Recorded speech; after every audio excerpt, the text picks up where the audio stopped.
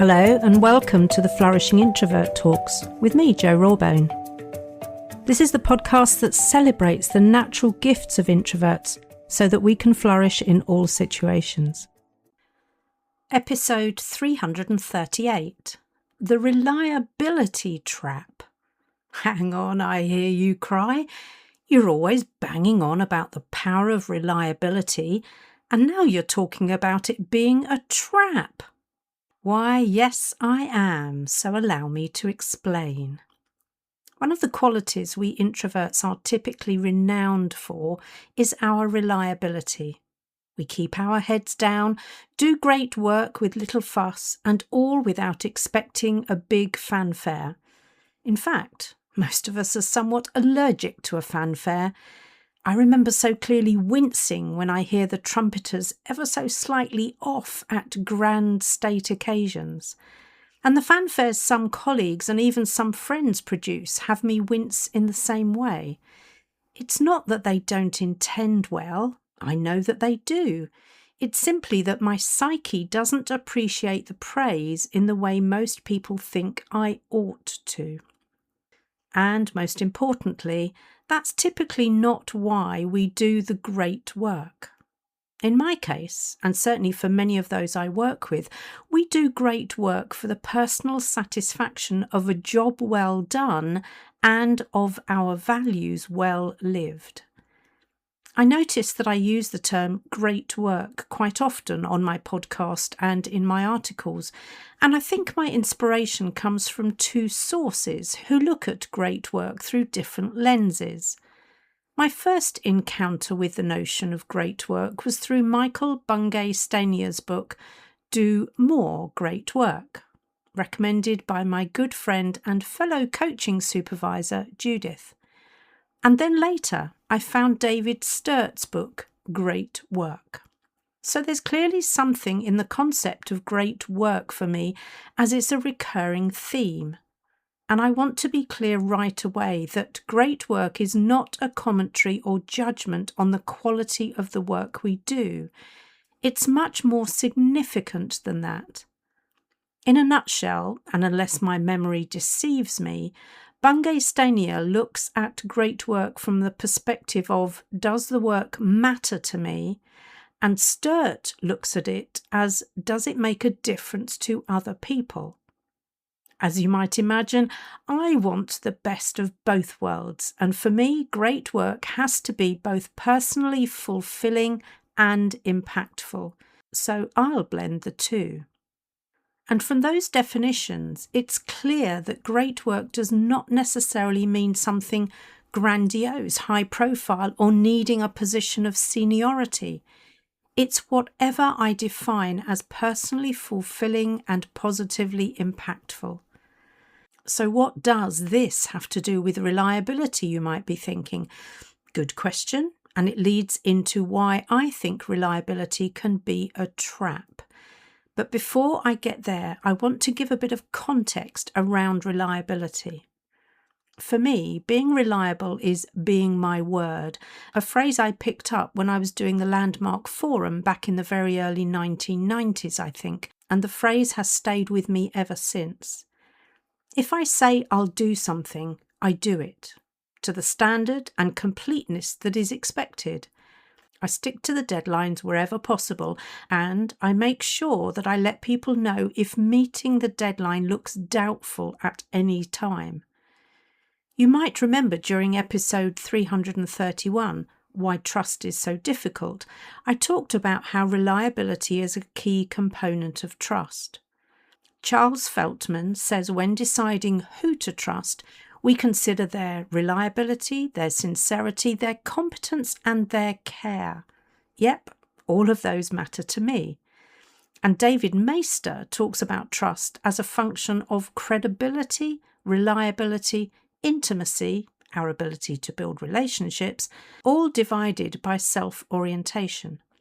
So, whichever thought leader you choose to believe, trust certainly requires reliability, so there's no getting away from that.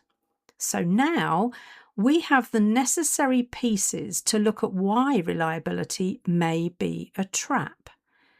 If I have a reputation for being dependable because I always do what others want and need, I'm potentially sacrificing my ability to do the great work that both matters to me and that has impact. I'm doing work that predominantly matters to others. I may indeed be helping them do their own great work, but at the expense of my own. And before you get defensive on me and claim that helping others do their great work is enough for you, I ask you to take a moment to reconsider. Why? Well, it sounds to me a bit like your inner martyr talking. So my question is it really true that it's enough for you, or merely a convenient tactic you've been using to be accepted? It's a difficult question, I know, but I can ask that because I spent rather too long being useful and dependable to others but not to myself. So look into your heart and tell me the honest truth. And there's something else that makes the trap even more tightly constraining. The better we are at meeting the needs of others, the more difficult it is for them to see us in any other role. And, dare I say, the harder it is for us to see ourselves in another role too. Think of it this way. Maybe there's another reason this trap can be rather difficult to navigate, because when our reputation for reliability becomes a part of what others value about us, it's highly likely that it's what we value about ourselves too. As a result, we end up protecting our identity as the dependable one, even when the evidence suggests we have outgrown or are far more than that role. It's as though our potential becomes obscured to others and also to ourselves. Our reputation as the dependable one, the one who can be relied on in a crisis, the one who will stay late as they have no personal life and therefore nowhere else to be anyway, casts a long, unforgiving shadow. And perhaps that is part of what makes this trap so seductive, so compelling, so convincing, because evidence tells us we're reliable, dependable, and trustworthy. So we keep collecting more of the same evidence while overlooking the possibilities that are both within us and waiting for us. I talked a bit about this in the last episode, the identities we weave. But here's what else I think is going on. And I say I think, but it's what my introverted clients tell me is true for them. If we loop back to the work of Meister and Feltman, reliability is the easier quality to demonstrate, the one we can do from our comfort zone, the one that enables us to fly under the visibility radar, the one that ticks the box of meeting imposed expectations. Which means introverts are in danger of keeping themselves playing small by falling into, and indeed settling into, this reliability trap. We may be seduced by the praise we receive for being reliable, dependable, and a trustworthy colleague. Indeed, we can end the day relatively pleased with ourselves for what we've delivered, and even find things to be grateful for. So on the surface, we may feel like we're doing a lot that's good, and yet none of it, or very little of it anyway, is furthering our own cause.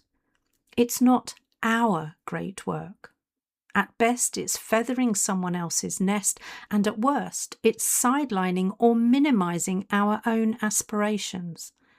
So, I feel the need to rattle a few bars of a cage at this point. I hope I rattle them hard enough so they're shaken free from their anchor points, because when that happens, there is enough room to squeeze out, even if the cage door remains locked. You see, I'm all for reliability, and not in any way advocating for you to become suddenly unreliable, especially if you've made commitments. But the next time you're approached to commit to something that only demonstrates your dependability in the eyes of another, I want you to look yourself in the eyes and question how it is demonstrating your dependability to yourself and to your own great work. What do you need to do to develop the other complementary qualities that epitomize trust? And if your bars are resisting being shaken loose, start by initially looking for balance. And once you've made progress there, you can shift the emphasis in favour of your own great work. No one else will shake those bars loose for you. Others, including me, can be your ally and advocate, providing encouragement, but the bars respond only to your efforts. Heave ho! If you enjoyed this episode as much as I did, then please subscribe, rate us and leave a comment, because we know that helps other people find the podcast. And if other people find us, other introverts can flourish. You are listening to an Intentional Media Production podcast.